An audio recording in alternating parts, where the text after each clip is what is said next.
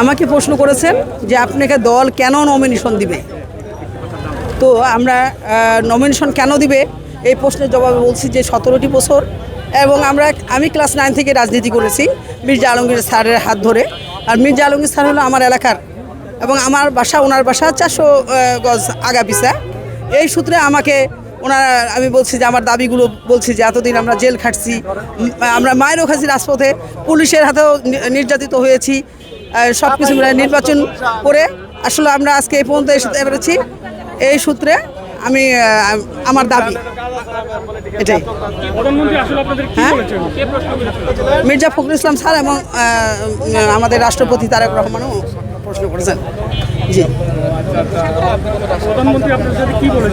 উনি বলছেন যে আপনি যদি হতে পারেন, আপনাকে নমিনেশন দেওয়া যায়, তাহলে আপনি কি কাজ করবেন, এলাকায় কি কাজ করবেন।